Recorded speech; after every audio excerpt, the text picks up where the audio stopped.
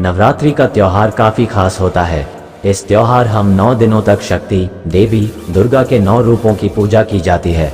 वहीं 10वां दिन दशहरा के नाम से प्रसिद्ध है। इस त्योहार से जुड़ी कई ऐसी बातें हैं जो काफी लोग नहीं जानते हैं। आज हम आपको इसी के बारे में विस्तार से बताने वाले हैं। आप सभी तब तक वीडियो को लाइक और सब्सक्राइब कर दो।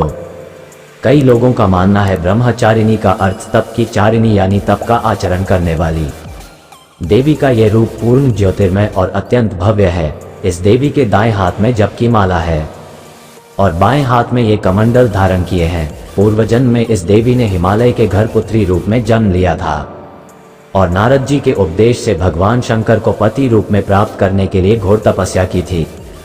इस कठिन तपस्या के कारण इन्हें तपश्चारिणी अर्थात ब्रह्मचारिणी नाम से अभिहित किया गया। 1000 वर्ष तक इन्होंने केवल फल फूल खाकर बिताए और 100 वर्षों तक केवल जमीन पर रहकर शाक पर निर्वाह किया। कुछ दिनों तक कठिन उपवास रखे और खुले आकाश के नीचे वर्षा और धूप के घोर कष्ट सहे। 3000 वर्षों तक टूटे हुए बिल्व पत्र खाए और भगवान शंकर की आराधना करती रहीं। इसके बाद तो उन्होंने सूखे बिल्व पत्र खाना भी छोड़ दिए। कई हजार वर्षों तक निर्जल और निराहार रहकर तपस्या करती रहीं। पत्तों को खाना छोड़ देने के कारण ही इनका नाम अपर्णा नाम पड़ गया। कठिन तपस्या के कारण देवी का शरीर एकदम क्षीण हो गया।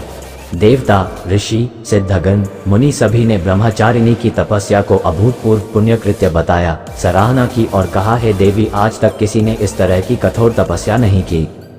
ये तुम ही से ही संभव थी। तुम्हारी मनोकामना परिपूर्ण होगी और भगवान चंद्रमौली शिव जी तुम्हें पति रूप में प्राप्त होंगे। अब तपस्या छोड़कर घर लौट जाओ, जल्द ही तुम्हारे पिता तुम्हें बुलाने आ रहे हैं।